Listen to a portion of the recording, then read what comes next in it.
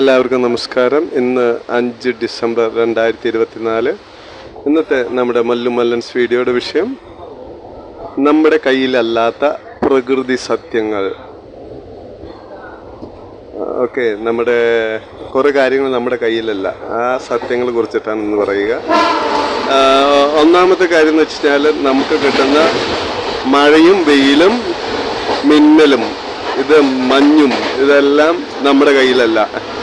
ഞാൻ 2000 പട്ടം വാങ്ങുമ്പോൾ, കത്തോലിക്ക സഭയിൽ അച്ഛനാകുമ്പോൾ, ഞാൻ ഒരു കടുകുമണി എന്ന് പറഞ്ഞ ഒരു കവിതാ പുസ്തകത്തിൽ എൻ്റെ ഒരു കവിത എങ്ങനെയാണ്, ഈ മഴയും നിയന്ത്രിക്കാനായിട്ട് ദൈവം മനുഷ്യന്, അതിൻ്റെ മീനിങ് ഇങ്ങനെ കവിത ഞാൻ ഓർക്കുന്നില്ല, നിയന്ത്രിക്കാനായിട്ട് അതിൻ്റെ നിയന്ത്രണം മനുഷ്യന് കൊടുക്കാതെ ദൈവം പിടിച്ചു വെച്ചിരിക്കുന്നത് എന്തിനാണ്?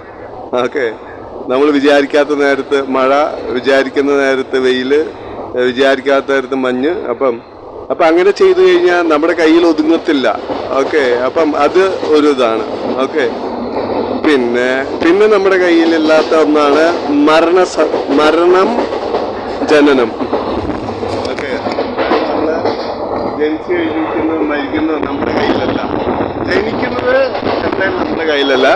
പിന്നെ ആത്മഹത്യ ചെയ്ത് മരിച്ചു കഴിഞ്ഞാൽ വേണേലും മരണം നമ്മുടെ കയ്യിലാകാം, പക്ഷെ അത് മരണമല്ല.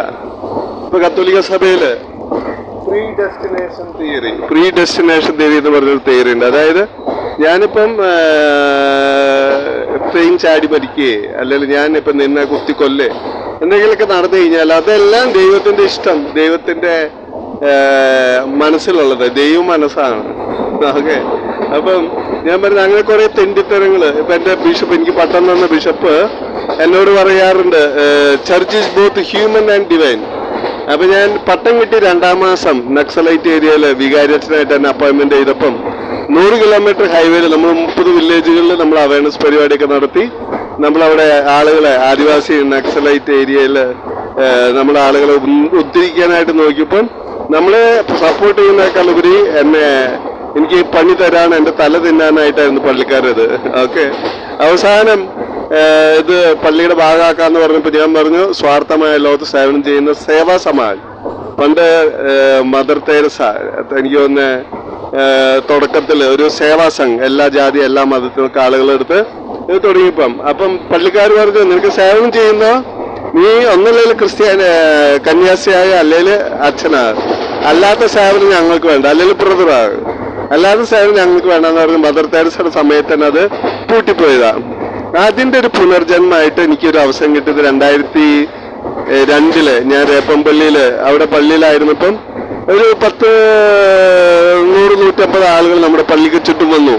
കാരണം പട്ടയം കിട്ടാത്ത സ്ഥലത്ത് നിന്ന് ആളുകളെ ഒഴിപ്പിക്കുന്ന ഒരു സമയം വന്നപ്പം, അപ്പൊ ഇവരിങ്ങനെ കൂട്ടുകൂട്ടിയിട്ട് ഞങ്ങളുടെ മീറ്റിങ്ങിൽ അവരുടെ നിസ്സഹായാവസ്ഥ, രാത്രിയിലെ നക്സലൈറ്റ്സ് വന്ന് ഞങ്ങളുടെ തലതിന്, പകല് പോലീസുകാർ, ഫോറസ്റ്റുകാർ ഞങ്ങളുടെ തലതിന്, ഞങ്ങൾക്ക് എന്ത് പ്രശ്നമാണ്. അപ്പൊ ഈ പ്രശ്നത്തിൽ നിന്ന് രക്ഷപ്പെടാൻ ഞങ്ങളെ സഹായിക്കണമെന്നും പറഞ്ഞിട്ട്, പിന്നെ അവർ വേറൊരു കാര്യം പറഞ്ഞു, ഞങ്ങൾക്ക് മതത്തിലും രാഷ്ട്രീയത്തിലും താല്പര്യമില്ല. കാരണം അവിടെ ധർമ്മട ബാബ എന്നും പറഞ്ഞിട്ടൊരു ആദിവാസി നേതാവ്, അവൻ ആദിവാസികൾക്ക് വേണ്ടിയിട്ട് ആശ്രമ സ്കൂള് നടത്തി ഈ ആദിവാസികളെ ചൂഷണം ചെയ്യുന്ന നമ്പർ 1. പിന്നെ ഇലക്ഷൻ ആകുമ്പോൾ അവന് ചാരായ കുപ്പിയും പൈസ ഒക്കെ കൊടുത്ത ആളുകളെ അങ്ങനെ ചൂഷണം ചെയ്തു. അപ്പം അവർ മടുത്തു. അവസാനം അവർ പറഞ്ഞു, ഞങ്ങൾക്ക് രാഷ്ട്രീയം താല്പര്യമില്ല, മതവും താല്പര്യമില്ല. അപ്പൊ ഞാൻ പറഞ്ഞു, മദർ തെരേസയുടെ സേവ, നമുക്ക് ഒരേ ഒരു ജാതി മനുഷ്യജാതി, ഒരേ ഒരു തരം സമയധർമ്മം, ഒരേ ഒരു മതം മനുഷ്യത്വം, അതിൽ നമുക്ക് ഒന്നാകാമെന്നും പറഞ്ഞിട്ട് ഞാൻ അവരെ ഒന്നിച്ചാക്കി. അങ്ങനെ അവരൊരു പുതിയ ഒരു ഉണർവിലോട്ട് കൊണ്ടുവന്നു. അങ്ങനെ തുടങ്ങിയ പ്രശ്നം. അപ്പൊ പള്ളിയുടെ ഭാഗം അവർ ചെയ്യില്ലെന്ന് പറഞ്ഞു.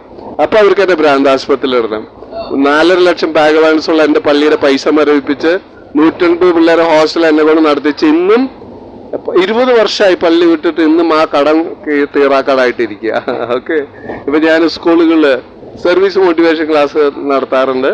ഇപ്പൊ ഞാൻ ഇന്ത്യയിലെ 1800 സ്കൂൾ നടത്തിയിട്ടുണ്ടെങ്കിൽ നമ്മൾ എടുക്കുന്ന വിഷയം ഹ്യൂമൻ ആനിമൽ ഡിഫറൻസ്, മനുഷ്യ മൃഗം തമ്മിലുള്ള വ്യത്യാസം, പർപ്പസ് ഓഫ് സ്റ്റഡീസ് പഠിക്കുന്നതിന്റെ ഉദ്ദേശം, ഡെസ്റ്റിനി ഓഫ് ലൈഫ് ജീവിക്കുന്നതിന്റെ ഉദ്ദേശം എന്നെല്ലാം പറഞ്ഞ് പിള്ളേർ നട്ടും ബോൾട്ടും ടൈറ്റ് ചെയ്യുക. ഓക്കെ, അങ്ങനെ ഇത് ചെയ്യാണ്. അപ്പം മരണവും ജനനം. പിന്നെ നമ്മുടെ കയ്യിൽ അത് മാത്രമാണ് രോഗവും നിവാരണവും.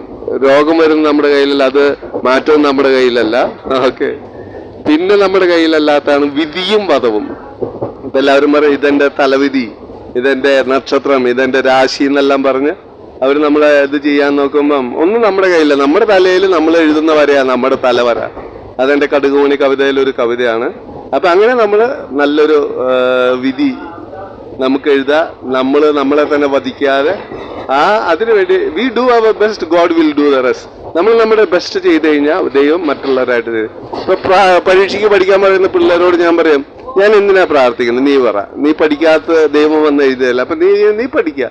ഞാൻ ഇതിനു വേണ്ടി പ്രാർത്ഥിക്കാം, നീ പഠിച്ചത് ഓർത്ത് എഴുതാനായിട്ടുള്ള ഒരു ഇതിനായിട്ട് ഞാൻ പ്രാർത്ഥിക്കാമെന്നും പറഞ്ഞ് ഞാൻ അത് ചെയ്യാറുണ്ട്. ഓക്കെ, അപ്പൊ ഇന്നത്തെ നമ്മുടെ കയ്യിലെല്ലാ സത്യങ്ങളും അംഗീകരിക്കുക, അതിനായിട്ട് പരിശ്രമിക്കുക, അതിനായിട്ട് നമ്മുടെ ബെസ്റ്റ് ചെയ്യുക. അപ്പം റെസ്റ്റ് മുകളിലുള്ളതും ചെയ്യുക. അതിനായിട്ട് നമുക്ക് ശ്രമിക്കാം. ദൈവം അനുഗ്രഹിക്കട്ടെ.